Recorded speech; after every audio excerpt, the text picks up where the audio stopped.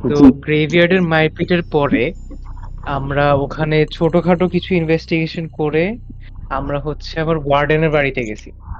ওয়ার্ডেনের বাড়িতে গিয়ে ওয়ার্ডেনকে জানাইছি এইসব, যে ওয়ার্ডেন ভাই আমরা ওইদিকে গেছি এই কাহিনী পড়ার পরে, মানে ওই গ্রেভের নাম পড়ার পরে স্কেলেটন বের হইছে, এইসব বের হইছে, আমরা হুম। ওদেরকে মারপিট করছি। এখন ওদেরকে মেরপিট করে দমায় রাখছি এখন, কিন্তু ওই কবরস্থানে কাউকে যেতে দেওয়া হয় না, কিন্তু ওখানে নতুন নতুন কবর আছে এসব বলছি, তখন সে বলছে যে আচ্ছা তাহলে তো ঝামেলা আছে, তাহলে তো আপনারা এটা ভালো জিনিস ডিসকভার করছেন, আচ্ছা তাহলে আপনারা এখন রেস্ট নেন, নেক্সট দিন আমরা তাহলে ব্যারনের বাড়িতে যাব। এখন আমি তারপর আমরা ওনাকে বলছি যে এত কিছু যে ডিসকভার করলাম, এখান থেকে মনস্টার বের হইলো, কেউ যদি যে এটা করছে সে যদি কোনো খোঁজ পায় তাহলে হয়তো আপনার ডেঞ্জার হইতে পারে, আপনি কি আমাদের সাথে টাউনে যাবেন নাকি? সে বললো যে আচ্ছা চলেন যাই, সকালবেলা একসাথে আসবো নি তাহলে। এরপর উনি আমাদের সাথে টাউনে আসছে। টাউনে সেই। আসার পরে সাদি তো হচ্ছে আগে থেকে টাউনে চলে আসছিল আমাদের রাইখা, মনে আছে না? হ্যাঁ, হ্যাঁ, হ্যাঁ, হ্যাঁ। তো রাতে গিয়ে আমরা খাওয়া দাওয়া করছি, খাওয়া দাওয়া করার পরে ওয়ার্ডেনের সাদির সাথে দেখা গেছে, এরপর ইন্টারাকশন হয়েছে ওদের মধ্যে, এরপর হচ্ছে সাদি ওয়ার্ডেনকে তার তলোয়ার ফিরিয়ে দিছে। ওয়াও, এত দহেল হয়ে গেছিস কবে রে? এটাই তো। ও আবার এতক্ষণ যে টাউনে ছিল, ও আবার এতক্ষণ ওয়ার্কশপে গিয়ে সে নতুন একটা সিলভার লং শর্ট বানাইছে, হুম। বুঝছস? এরপর পোর্শন শপে গিয়ে কোনো খোঁজ খবর নিচ্ছে, মানে সেই দিকে অনেক কাজকর্ম করছে আর কি। হুম। আচ্ছা, এরপর এদিন রাতে গেল, রাতে আমরা সবাই রেস্ট টেস্ট করে সকালবেলা আমরা গেছি। সকালবেলা আমরা প্রথমে গেছি হচ্ছে গ্রেভিয়ার্ডে যে যে বাকি কবরগুলো খোদা বাকি ছিল, ওগুলো আমাদের খেয়াল ছিল না। প্যারেন্টসদের কবর খুঁড়ে আমরা দেখি যে প্যারেন্টসদের যে দুইটা স্কেলেটন পুরো একদম কুচকুচা কালো হয়ে আছে। ও শিট। আর আহ, চার্লসের ছেলের যে ইয়াং মাস্টারের কবর, যেটার টুমস্টোনে নাম পড়ার পরে এই স্কেলেটন গুলো বের হয়েছিল, ওই কবরটা খোদার পরে আমরা দেখি যে কবরের ভিতর দুইটা স্কেলেটন আছে। একটা হচ্ছে একটা ছোট বাচ্চা ছেলের, যেটা হচ্ছে ইয়াং মাস্টার, আরেকটা হচ্ছে একটা ফিমেল স্কেলেটন, যেটার age mid 20s, mid 20 female. কিছু বুঝতেছো? মিড হ্যাঁ, কিন্তু বুঝতে তো 20 ফিমেল। মিড 20 ফিমেল কে ছিল?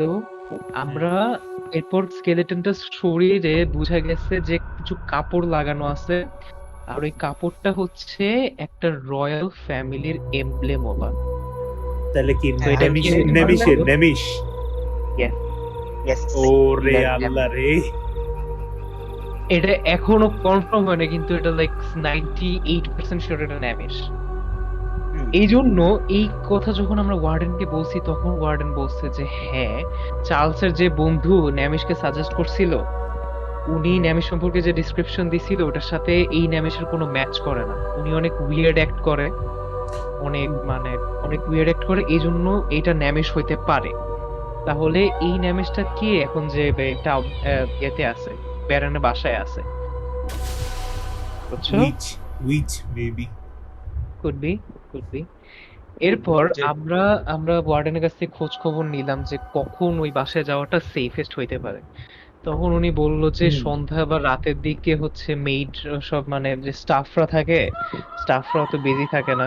আমি খালি একবার দেখছিলাম নেমিশকে বাহিরে, ঘরের একটু সামনে একটা পন্ড আছে, আহ নেমিশ হচ্ছে পন্ডের সামনে একবার দেখছিলাম, ওই পন্ডের, তো ওই ওইটা পন্ডের তো সামনে ওইটা তো ওইটা তো আগে দেখছিলি, তাই না? হ্যাঁ। হ্যাঁ। তা আমরা হচ্ছে এখন হচ্ছে আমরা তো বললাম যে আচ্ছা চলেন তাহলে সন্ধ্যার দিকে যাব, আপনি আপনার দুই ছেলেকেও নেন, আমরা চলেন একসাথেই যাই। ওদের সাথে বন্ধুত্ব হয়ে গেছে, হ্যাঁ? হ্যাঁ। এরপর আমরা গেলাম, আমরা ফার্স্টে বললাম যে আচ্ছা আসেন, যেহেতু আসছি পন্ডটা থেকে একটু ঘুরে আসি। তো তখন ওনারা দুইজন বলল যে আপনাদের গ্রেভইয়ার্ডের কাহিনী শোনার পরে আমার ছেলেরা একটু ভীত হয়ে গেছে, তো আমরা পন্ডের দিকে যেতে চাচ্ছি না, আমরা বেসমেন্টের এন্ট্রান্সের দিকে থাকি, আপনারা ওটা ঘুরে একটু আসেন। হুম। তো আমরা বললাম যে আচ্ছা তাহলে আপনারা গিয়ে দাঁড়ান, আমরা দেখে আসতেছি। এরপর আমরা পন্ডে গিয়ে দেখি যে পন্ডের পানি পুরো কুচকুচা কালো এবং একদম স্টিল, মানে পানির মধ্যে বিন্দু মাত্র নরম চরণ কিচ্ছু নাই। আর ওরে আল্লাহ। আর পুকুরের যে সিঁড়ি দিয়ে নিচে নামে, ওই সিঁড়ির মধ্যে দেখি যে হাড্ডি গুড্ডি পড়া। তো মেডিসিন চেক করে বুঝলাম যে এখানে মানুষ পশু পাখি সবকিছুর হাড্ডি আছে মিলায় ঝুলায়। হুম, তো সাদি কি করতে গেছে, সাদি করতে গেছে যে সিঁড়িতে একটু নাইমা হাড্ডি উঠাইতে গেছে। হুম, মানে সিঁড়িতে কি ছিল যে চারটা সিঁড়ি নিচে, 5 নাম্বার সিঁড়িতে আর কি হাড্ডি, দুই সাইডে দুইটা হাড্ডি ছিল জাস্ট। হুম, হুম। তো এখন হচ্ছে সাদির তো ডার্ক ভিশন নাই, তো এরা তো সব দিত আন্দা। আমার আর আলবির ছাড়া আমার, আলবির আর তোর, এই হুম। তিনজন ছাড়া আর কারো ডার্ক ভিশন নাই। হ্যাঁ। তো এরপর লাইক আমি বইলা দিচ্ছি ওরে, পারসেপশন মাইরে দেখছি আশেপাশে কেউ নাই, তারপর বলছি যে এখানে হাড্ডি হাড্ডি। তো সাদি নিচে নেমা হাড্ডি খুঁজতে গেছে, হুম, তখনই সাদি যখন হাড্ডিটা উঠাইছে, হুম। ঠিক তখনই পানির ভিতর থেকে একটা স্লাইমের মতো বিশাল একটা ক্রিচার লাফ দিয়ে এসে সাদির পা ধরতে গেছে। ধরতে তখন গেছে? হচ্ছে হ্যাঁ, দুই পাই ধরতে গেছে।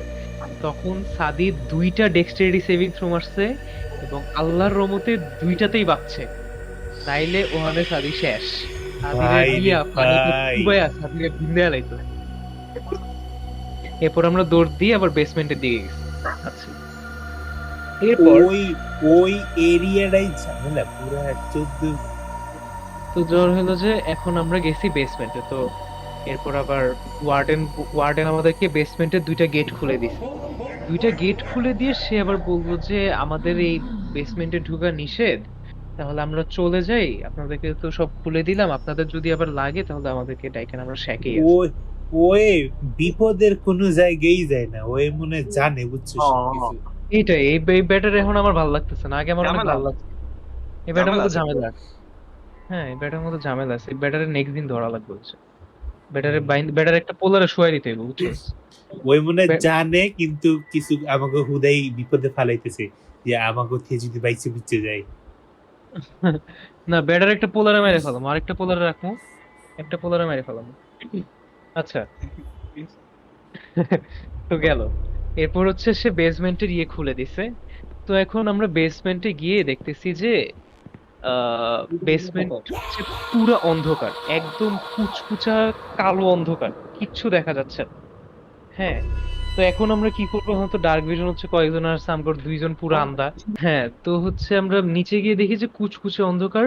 এরপর প্যাসিভ পারসেপশনে আমরা বুঝতে পারছি যে এখানে হচ্ছে কিছু কিছু একটা আছে, কিছু একটা চলাচল করতেছে। এরপর ইনভেস্টিগেশন মেরে দেখছি যে আমরা কিছু বড় বড়, মানে ইনসেক্টের কিন্তু বড় বড় ছাপ, পায়ের ছাপ।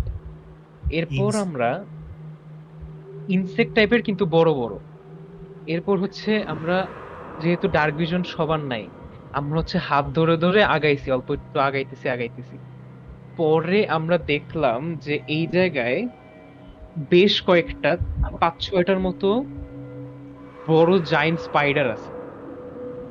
ও হ্যাঁ, সে জায়ান্ট স্পাইডার আছে। এখন এই বাসার তলে একটা ফাইট নেওয়া তো একদমই উচিত হবে না, রাইট? কারণ হুট নিয়ামিষ নুমিষ সাহেব বিন্দায় দিলে তো আমরা পারবো না কিছু। আচ্ছা, সো হচ্ছে আমরা ফাইট অ্যাভয়েড করে এখন কি করব? সবার কাছে ডার্ক ভিশন নাই, সবার কাছে অত স্টেলথও নাই। আবার হচ্ছে সাদি পারতো, কিন্তু সাদির ডার্ক ভিশন নাই দেখে সাদি স্টেল দিয়ে কিছু হবে না, বুঝছস না? বুঝছি। তো হচ্ছে এখন কি করব, এখন হচ্ছে আমার মাথার মধ্যে কাম করছে যে আমাকে তো অন্ধকারের মধ্যে কোনো এনিমি দেখতে পারবে না, তোরাও দেখতে পারবি না, এরকম ফিট হচ্ছে, এরকম ফিট আমার। হ্যাঁ, তো আমব্রল হচ্ছে সাইট। আমব্রেল site, yes. তো এখন আমি বলছি যে সাদি টাদি তোরা সবাই বাইরে দাঁড়া, সাদি আমার টেলিপ্যাথি দেখ, আমি একা একা ভিতরের সবটুকু এক্সপ্লোর করে আসি, বিকজ আমাকে কেউ দেখবে না, বুঝছস? এরপর সাদির কাছ থেকে টেলিপ্যাথি নিয়ে সাদির D6 রোল করছে, 2 ঘন্টা আসছে। ও 2 ঘন্টা টেলিপ্যাথি নিয়ে আমি হচ্ছে ভিতরে খুঁজতে গেছি সবগুলা। তারপর দেখলাম যে ভিতরে মোট 5টা স্পাইডার আছে। 5টা? হ্যাঁ। এরপর হচ্ছে আমরা আগাইলাম, সরি আমি দেখতেছি, অন্ধকারের মধ্যে দেখতেছি। তো 3টা রুম আছে। তো আমি এক এক করে সবগুলা রুমে যাচ্ছি। প্রত্যেকটা রুমে গিয়ে দেখি যে থ্যাঙ্কফুলি আনলক ছিল। তো প্রত্যেকটা দরজায় গিয়ে স্টেল চেক মেরে আমি হচ্ছে ঢুকছি। প্রথম দরজায় স্টেল চেক মেরে ঢুকছি, ওটা আসছে, সাকসেসফুল হয়েছে, ঢুকছি। ঢুকে ওখানে আমি একটা স্মিথস বেল্ট পাইছি। Smiths smiths belt, belt. হ্যাঁ স্মিথস বেল্ট দিয়ে হচ্ছে এখন আমার মেন্ডিং আমার একটা ক্যান্ট্রিপ হয়ে গেছে, বুঝছো? তো সাদির কি টুল কখনো ভেঙে গেলে ওটা আমি ইজিলি, ওর কিনা লাগবে না, আমি এটা ফিক্স করে দিতে পারবো, বুঝলাম বুঝছো? বুঝলাম। হুম। আচ্ছা, তো এটা পাইছি ওই রুমে। এরপর ওই রুমে দেখছি অনেকগুলো, একটা ওয়াইন সেলার, অনেকগুলো ওয়াইনের বোতল আছে, তারপর অনেক এক্সপেন্সিভ এক্সপেন্সিভ বোতল আছে ওই জায়গায়, হুম। বুঝছো? হ্যাঁ এরপর হ্যাঁ, ওই রুম বুঝছি। থেকে বের হয়ে আসলাম, আরেকটা রুমে ঢুকতে নিছি। ওখানে হচ্ছে আমার দুইবার স্টেল চেক ফেল হয়েছে। ফেল হওয়ার পরে এখন স্পাইডাররা বুঝতে পারছে যে এই দরজায় কিছু হইতেছে। আমি আস্তে করে দরজার থেকে একটু দূরে সরে ওয়েট করতেছি। হুম। স্পাইডার যখন আবার সরে গেছে তখন আবার গেছি, আবার গিয়ে এবার সাকসেসফুল হয়েছে, এবার ঢুকছি। ভিতরে একটা 50 জিপি ওয়ার্থের একটা টিয়ারা পাইছি, আর কিছু পাইনি। টিয়ারা। টিয়ারা ওই যে মিস ইউনিভার্সের মাথায় যেটা পরে, ওইটা ও ওইরকম ও, টাইপের। বুঝছি বুঝছি। তারপর হচ্ছে আমরা বের হয়ে আসছি, ওই ওই রুম থেকে বের হয়ে আসছি, থার্ড রুমে গেছি। থার্ড রুমে গিয়ে দেখি যে এটা বেশ বড় একটা রুম, বেশ হুম। বড় একটা সেলার। এইখানে হচ্ছে সব ফার্নিচার গুলো একটু ওয়ালের দিকে সাইড সাইড করে সরানো, আর হচ্ছে মাঝখানে একটা টেবিল, হুম। টেবিলের পাশে একটা স্কেলেটন পড়ে আছে, ওটার হাতের শিকল বাঁধা, হুম। এবং টেবিলটার চারপাশে একটা শ্যাডো লাইক এন্টিটি। আমরা গ্রেভিয়ার্ডে যেরকম শ্যাডো ফাইট করছি তার চেয়েও আপার লেভেল, এটার হাত পা আছে, শ্যাডো টাইপ ডার্ক এন্টিটি ঘুরতেছে। ভাই রে ভাই, তো কিসের মধ্যে ফালাইছি! তো ডিএম বললো যে আমি যদি আরেকটু আগে, এই শ্যাডো নাকি আমাকে দেখতে পারবে সামহাও, প্যারেন্টলি দেখতে পারবে। সো আমি বললাম যে আচ্ছা ঠিক আছে, এরপর আর আর্গিউ করিনি, বিকজ আমার আমব্রাল সাইটে কোনো কিছুই আমার দেখা কথা না। হ্যাঁ এরকম দেখা আছে ইউটিউবে, সব জায়গায় দেখাচ্ছি আমি। আচ্ছা যাই হোক, এরপর হচ্ছে আমি বের হয়ে আসলাম, বের হয়ে এসে সবাইরে জানাইছি যে এই অবস্থা। এখন এখন তো মনে হয় না বেসমেন্ট দিয়ে ঘরের ভিতরে ঢুকার ওয়ে পাবো এই ব্যাটার কারণে, নাহলে ওই ওই এনটিটির সাথে ফাইট নিতে হবে, যেটা আপাতত অ্যাভয়েড করতে চাচ্ছি, বুঝছস না? ভাই, তাহলে ওই মাকড়সা দমন করা লাগবে, আর ওই হ্যাঁ, এনটিটিতে তারপর ফাইট করা লাগবে। দম করা লাগবে, তারপর ঢুকা লাগবে। হ্যাঁ, জাস্ট ইনসেন। তারপর তো হচ্ছে যে, হুম, তারপর হচ্ছে আমরা বললাম যে বেসমেন্ট দিয়ে তো তাহলে মনে হচ্ছে না ঢোকার ওয়ে পাচ্ছি, এখন কি করব? এখন আমরা তারপর সবাই বের হইছি, সব বেসমেন্ট থেকে বের হয়ে সবাই এখন খুঁজতেছি যে খোলা জানলা টানলা কিছু আছে নাকি যেখান দিয়ে ঢুকা যাবে। ও ইয়ার এরপর বাড়ির আমরা, ম্যানশনে। হ্যাঁ বাড়ির ম্যানশনের, তো আমরা ম্যানশনের একটা জানলা খোলা পাইছি, ওটা হচ্ছে একটা লাইব্রেরির। হুম। তো সাদি বিং সাদি, সাদি প্রথমেই একদম সবার সামনে গিয়ে এই খাড়া আমি ঢুকতেছি। তোর সে জানলা খুলছে, জানলা খুলে সে ভিতরে ঢুকছে, ভিতরে ঢুকে সে টর্চ জ্বালাইছে, মারা টর্চ খাইছি। জ্বালায় সে সবকিছু না না না না না, সবকিছু দেখতেছে। দেখছে যে একটা টেবিল আছে, একটা গোল কার্পেটের উপর একটা টেবিল আছে, টেবিলের উপর একটা বই রাখা। তো হুম। সাদি গিয়ে বই বই দেখতে গেছে। সাদি যখনই কার্পেটের উপর পা দিচ্ছে দেখছে যে কার্পেটের নিচে থেকে লাইট বের হইতেছে, গ্লো নিচ করতেছে থেকে। কার্পেটটা, কার্পেটটা গ্লো করতেছে। Shit. এরপর আমরা দেখি হঠাৎ করে সাদি গায়েব, Fuck. একটা নগদে গায়েব হয়ে গেছিল।